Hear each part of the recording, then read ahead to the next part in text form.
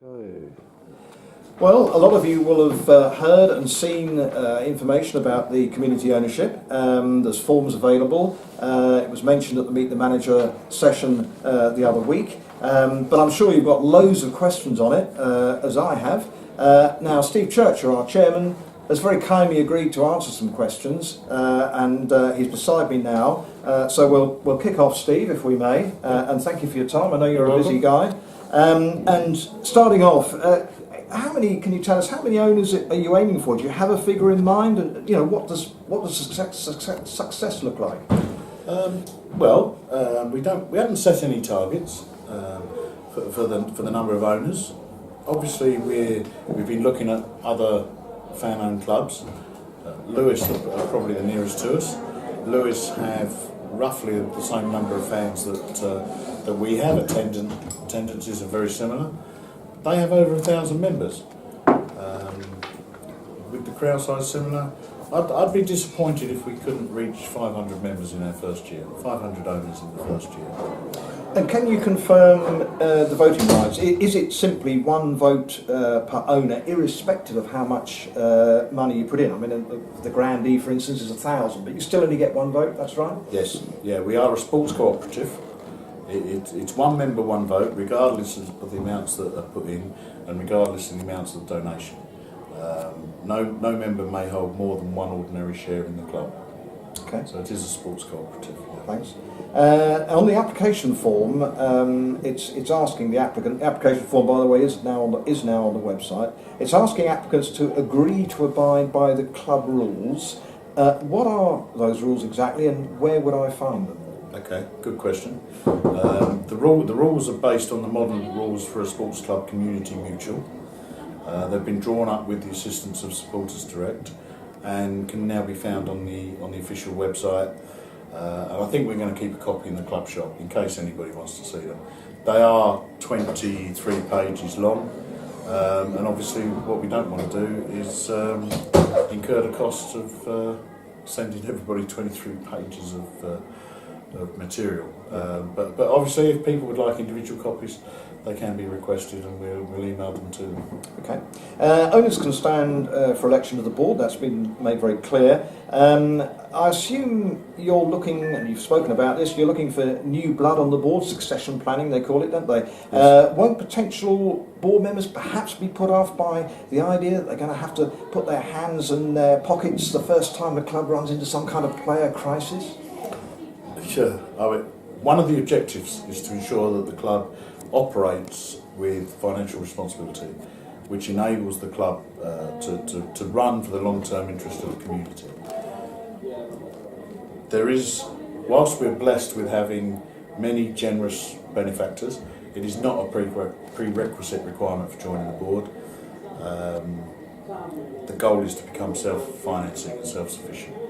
Obviously, if people would like to make an additional donation, of course it's fantastic, it's welcome, but it's not a prerequisite requirement. On the form, there's mention of something called corporate membership. What is that exactly? Membership is open to any individual, unincorporated body, firm or partnership, or corporate body, which basically agrees to the objectives of the new club, of the community club. So in effect, the corporate body, a firm, local firms, local shops in Tonbridge, can buy a share in the club. In the event of voting rights, they nominate an individual to have that vote, but it's still one member, one vote. Okay. For those who simply pay the annual membership, I assume you're going to be sending out reminders when next year's payment falls due. It's a bit of an admin chore, isn't it?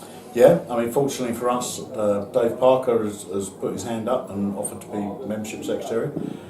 He has a fantastic database computer program that thanks you for your application. It'll send you a temporary share certificate, a temporary membership card, until we get the official documentation and everything else printed off. So it will also issue the reminders and all the other. It'll thank you for your payment and issue reminders this time next year. Okay. As an owner, how often will I be asked to come together to vote on a proposal?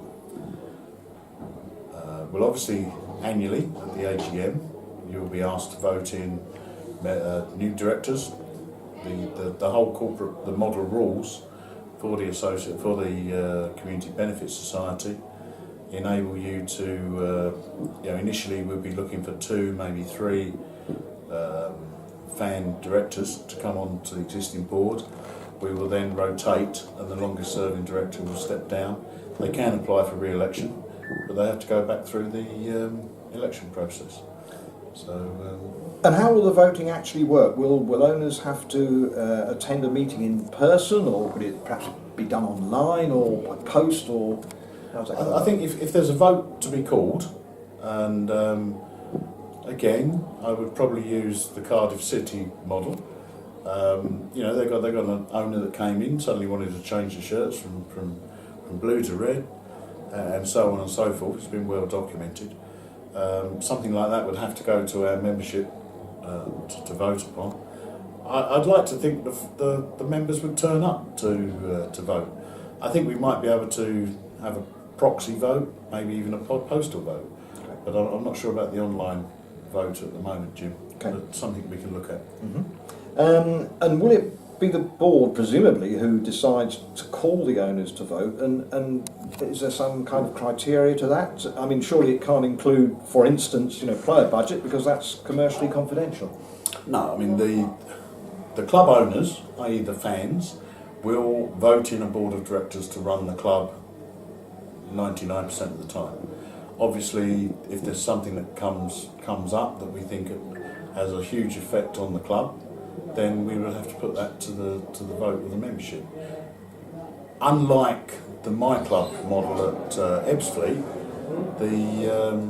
you don't have a vote every time you want to buy a new pencil. So you actually appoint a board of directors to run the club, and hopefully the membership would be happy with that. And how would the owners, and I'm sure this won't happen in Tonbridge Angels case, but how would the owners know if the board thought the board were attempting to pull a fast one? So in other words, what are the safeguards? Okay. The club board is duty bound to ensure that the business of the club is conducted in accordance with the rules that are set out. It's obviously overall Financial Conduct Authority oversee any rules, and we have to report into the Financial Conduct Authority on an annual basis. So I'd like to think those safeguards are in place. Okay, and finally, Steve, what will happen to the Supporters Association? How will that work? Yeah, obviously the Supporters Association, the club will now be run by the supporters. The Supporters Association, I've sat down with and talked to their committee, and what we agreed to do is that they would maintain the ground and operate the match day, PA hut, stewarding, and basically look after the ground as they do today. And what we've said is that £5 of every adult membership will go into a separate account for the Sports Association to look after that, and obviously they will continue to have their own fundraising events that will go into that pot so that they can carry on as they are. Okay. Well, look, thanks so much indeed, Steve. I do appreciate that many of you may have more questions. We can't cover everything, and the video has to be of a certain length. But if you do have any more questions, we will be setting up an email address. So please email in. There will be various events at Longmead, as we've heard, right through the summer, at which club officials will be here, and again we'll be able to answer any of your questions. So thanks very much indeed for your time, and thanks to you, Steve. Thanks, Jim. Thank you.